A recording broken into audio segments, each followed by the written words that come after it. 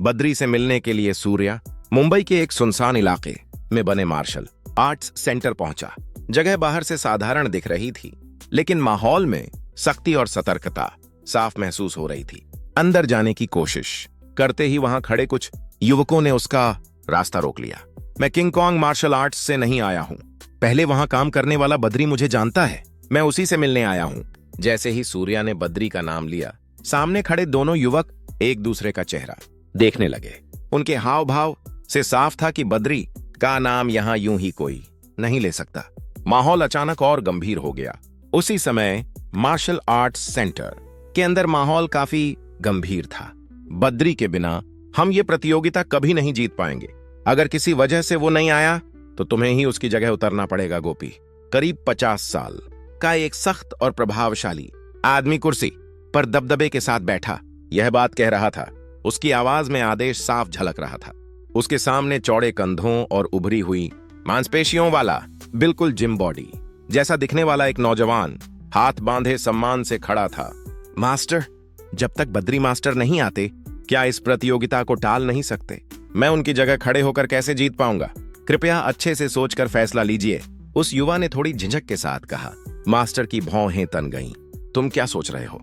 तुम्हारे कहने भर से क्या यह प्रतियोगिता पोस्टपोन हो जाएगी? उनकी आवाज में नाराजगी और सख्ती साफ झलक रही थी। तुम जानते भी हो जिस इंसान से तुम मुकाबला करने जा रहे हो वो कौन है? वो तो बद्री को भी उठाकर फेंक दे। तुमसे तो एक राउंड भी नहीं झेला जाएगा।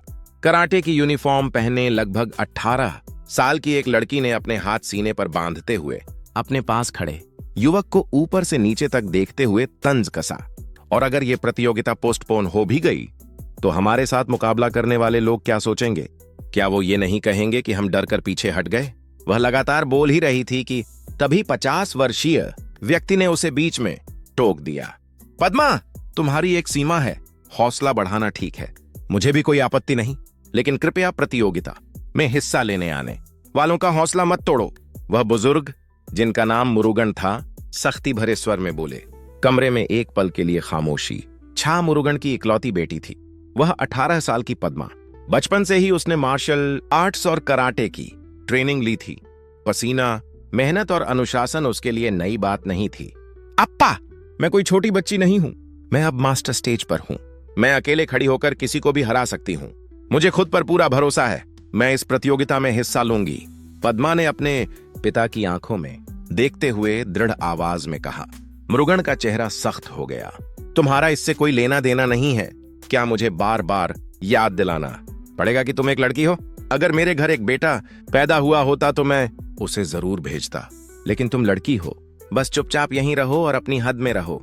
उनकी आवाज में कठोरता साफ झलक रही थी। यह सब सुनकर पद्मा का चेहरा गुस्से से लाल हो गया। उसने पास की जमीन पर जोर से पैर पटका। उसकी आंखों में आक्रोश और चोट दोनों साफ दिखाई दे रहे थे। सिर्फ इसलिए कि वह एक लड़की थी। उसे कई बार ठुकराया गया था। यह बात पद्मा के लिए सहना आसान नहीं था। उसके अंदर की आग और तेज हो गई थी। उसी वक्त बाहर दरवाजे पर खड़ा एक युवक तेजी से भागता हुआ मुरुगन की ओर आया।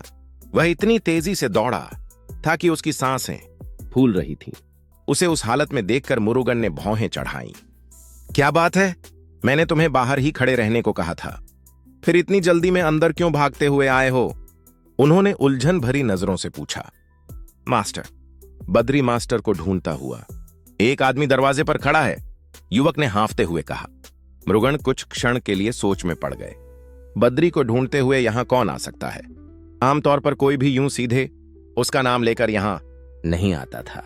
कुछ पल सोचने के बाद उन्होंने आदेश दिया, उसे अंदर आने दो। आखिर बद्री को खोजते हुए कोई यूं ही यहां नहीं पहुंच सकता था। मामला जरूर गंभीर आमतौर पर कोई भी यूं ही बद्री को ढूंढते हुए यहां नहीं आता था। जो भी आता था या तो बहुत बड़ा अमीर आदमी होता या फिर उससे बदला लेने आया होता। इस बार बद्री को खोजते हुए आए इस शख्स की असलियत जानने के लिए मुरुगन ने उसे अंदर आने की अनुमति दे दी। मार्शल आर्ट्स सेंटर के अंदर कदम रखते ही सूर्या सीधे मुरुगन की ओर बढ़ा। दिखने में वह दुबला पतला था। उसे देखते ही मुरुगन ने हल्का सा चेहरा सिकोड़ा। न वह किसी बड़े घर का अमीर लड़का लग रहा था, न ही किसी योद्धा जैसा प्रभावशाली व्यक्तित्व था। ये बद्री को क्यों ढूंढ रहा है? यही सवाल मुरुगन के मन में घूम रहा था। अरे लड़के, तुम बद्री को क्यों ढूंढ रहे हो? तुम्हारा उससे क्या संबंध है? क्या तुम उसकी क्लास ज्वाइन करने आए हो? मुरुगन ने सीधे सवाल किया। उनके पास खड़ी पद्मा भी सूर्या को ऊपर से नीचे तक गौर से देख रही थी। उसकी नजरों में शक और हल्की चुनौती दोनों झलक रही थीं। पद्मा ने उसे ऊपर से नीचे तक गौर से देखा। यह सुनकर सूर्या हल्का सा मुस्कुराया और बोला, मैं यहां क्लास ज्वाइन करने नहीं आया हूं। एक पुराना हिसाब बाकी है, उसे चुकता करने आया हूं। उसकी बात खत्म होते ही कमरे में मौजूद सभी लोग जोर से हंस पड़े। पद्मा ने तिरछी नजरों से उसे देखते हुए कहा, हेलो अंकल, आपको पता भी है आप किसे ढूंढने आए हैं? द ग्रेट मास्टर बद्री को। आप ये बात उन्हें पूरी बता भी नहीं पाएंगे, उससे पहले ही वो आपका खेल खत्म कर देंगे। पद्मा की आवाज में बद्री के लिए गर्व था, लेकिन सूर्या का ध्यान एक और बात पर अटक गया। उसने उसे अंकल कहा था। सूर्या ने भौं उठाते हुए मुस्कुराकर कहा, तुम मुझे अंकल क्यों बुला रही हो? ये जान सकता हूं?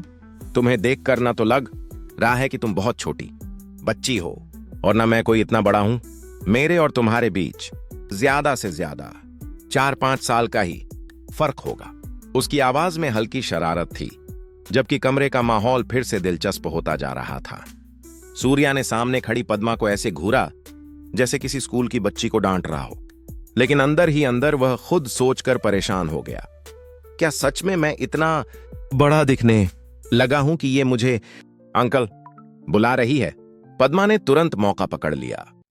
हेलो अंकल, आपकी उम्र कितनी है अभी? वह मुस्कुराते हुए बोली। सूर्या अभी उसकी उम्र पूछने का सोच ही रहा था कि उसने पहले ही सवाल दाग दिया। सूर्या ने कोई जवाब नहीं दिया, बस हल्के से गला साफ किया और नजरें घुमाकर वहां से थोड़ा हट गया। कमरे में खड़े कुछ लोग मुस्कुराने लगे। वह सीधा मुरुगन की ओर मुड़ा। बद्री कब आएगा? उसने गंभीर स्वर में पूछा। तभी उसकी नजर पास लटके हुए पंचिंग बैग पर पड़ी। मुरुगन ने सख्त आवाज में कहा, देखो बेटे, बद्री से लड़कर तुम जीत नहीं सकते। बेहतर यही होगा कि इज्जत से यहां से चले जाओ। माहौल में एक बार फिर तनाव फैल गया। अब सबकी निगाहें सूर्या पर टिक गई थीं। मुरुगन ने गंभीर स्वर में कहा, उन्हें अच्छी तरह पता था कि बद्री पैसों के लिए किसी को भी नुकसान पहुंचा सकता है, और यह भी साफ था कि सूर्या और बद्री के बीच कोई पुरानी दुश्मनी जरूर है। लेकिन मुरुगन के मन में एक और सवाल था, सामने खड़ा यह दुबला सा लड़का आखिर बद्री जैसे खतरनाक इंसान से कैसे लड़ पाएगा? उन्होंने भौहें उठाकर पूछा, सच में तुम बद्री के खिलाफ लड़ने वाले हो? सूर्या ने बिना हिचकिचाए जवाब दिया, हाँ बिल्कुल, मैं उसी से लड़ने आया हूं। उसकी आवाज में अटल निर्णय साफ झलक रहा था। मुरुगन ने गहरी सांस ली। बेटे, मेरी सलाह मानो, जितनी जल्दी हो सके इस मार्शल आर्ट्स सेंटर से निकल जाओ। मैं फिर कह रहा हूं, बद्री वैसा आदमी नहीं है जैसा तुम सोच रहे हो। उसे छूना भी तुम्हारे लिए आसान नहीं होगा। कमरे का माहौल और भारी हो गया। अब यह सिर्फ एक मुलाकात नहीं, आने वाले तूफान की आहट लग रही थी। नहीं, ये मुमकिन नहीं है, मुरुगन ने साफ शब्दों में कहा। सूर्या हल्का सा मुस्कुराया, मैं उससे लड़कर देखूंगा, तभी तो आप ये सब कह सकते हैं। बिना कोशिश किए मैं हार कैसे मान लूं? उसकी आवाज में जिद भी थी और आत्मविश्वास भी। मुरुगन की बातें दरअसल उसके भले के लिए ही थीं, लेकिन कहीं ना कहीं उन्होंने सूर्या को कम आंका था। यही बात सूर्या को भीतर से चुभ रही थी। उसका जवाब सुनकर मुरुगन ने नाराज होकर चेहरा फेर लिया। उन्होंने तो साफ साफ चेतावनी दे दी थी, फिर भी ये लड़का मानने को तैयार नहीं था। वहां खड़े कई लोग आपस में नजरें मिलाकर सोचने लगे, ये लड़का पागल है क्या? आखिरकार मुरुगन ने थोड़े असंतोष भरे स्वर में कहा, ठीक है, तुम्हारी मर्जी, हम अपनी बात कह चुके हैं, अब तुम्हारी जान तुम्हारे हाथ में है। कमरे में सन्नाटा छा गया। सबकी निगाहें अब फिर से सूर्या पर टिक गईं। देखना था कि वह अगला कदम क्या। मुरुगन ने मन ही मन सोचा, ये लड़का खुद अपनी मौत को बुला रहा है, अब इसे रोकना मेरे बस में नहीं है।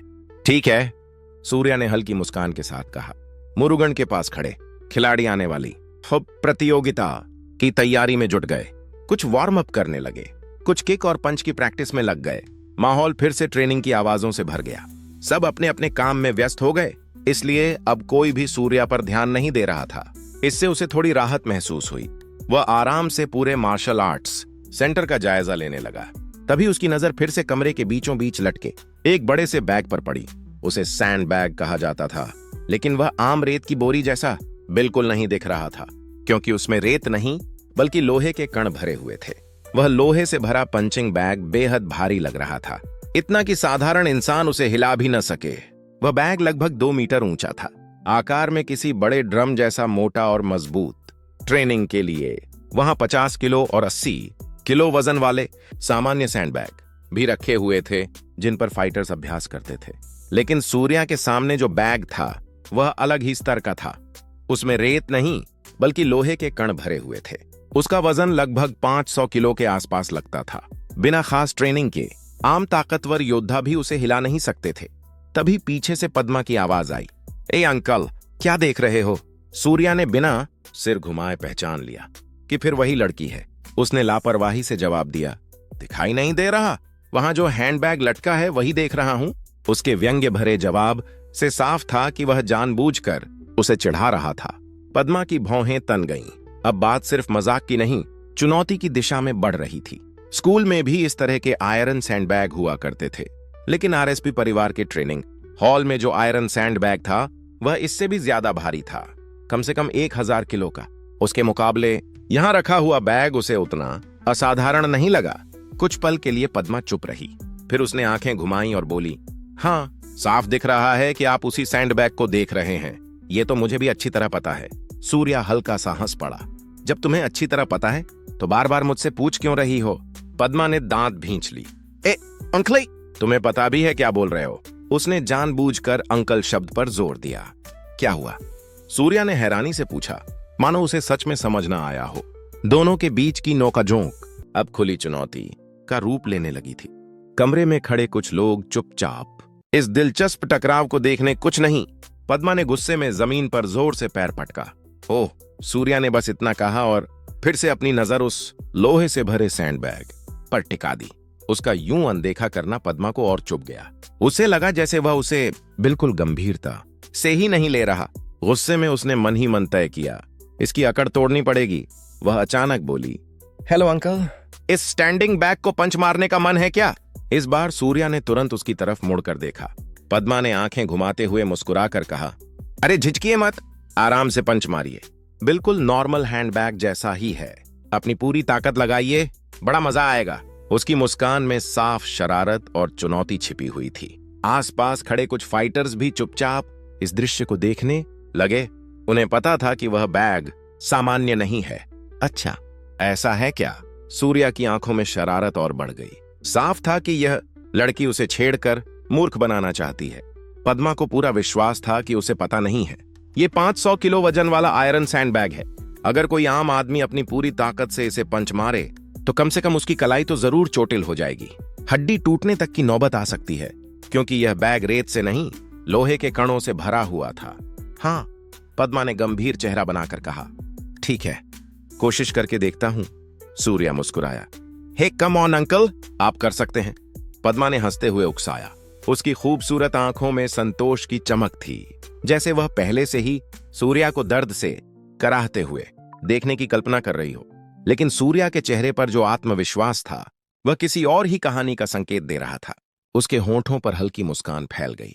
उसे पूरा यकीन था जैसे ही सूर्या उस आयरन पंचिंग बैग पर मुक्का मारेगा, दर्द से चीख उठेगा, उसकी कलाई जरूर चोटिल होगी, शायद हड्डी तक चटक जाए, और उस वक्त वही सूर्या उससे अस्पताल ले जाने की गुहार लगाएगा। यह सब सोचकर ही पद्मा मन ही मन मुस्कुरा रही थी। वह पहले से ही आने वाले दृश्य की कल्पना कर चुकी थी और उसे देखने के लिए उत्सुक थी। सूर्या बैग के सामने आकर खड़ा हो गया। उसने अपनी मुट्ठी कसकर भींची और पंच मारने के लिए हाथ पीछे खींचा। अंकल, वेट कीजिए। पद्मा अचानक घबराकर आगे बढ़ी और उसे रोक लिया। जैसे ही सूर्या पंच मारने वाला था, उसने फुर्ती से उसका हाथ पकड़ लिया। सूर्या ने भौंचक्का होकर उसकी ओर देखा। क्या हुआ? अब अचानक उसे रोकने के पीछे पद्मा का क्या इरादा था? सूर्या सोच रहा था, इस लड़की को आखिर क्या हो गया है? तभी पद्मा ने मुस्कुराते हुए कहा, अंकल, आप जिस तरीके से फॉलो कर रहे हैं वो सब गलत है। फिर वह उठी और प्यार भरे अंदाज में सूर्या की मदद करने लगी, उसकी हर चाल को सही दिशा में ले जाने लगी।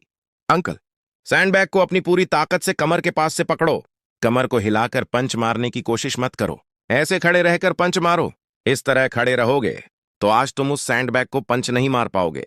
पद्मा हंसते हुए यह सब कह रही थी। सूर्या ने उसकी बातों और इशारों को समझा। पद्मा जानती थी कि वह उसे केवल चुनौती दे रही है, लेकिन साथ ही यह भी कि वह उसे सही तकनीक सिखाकर आगे बढ़ाए।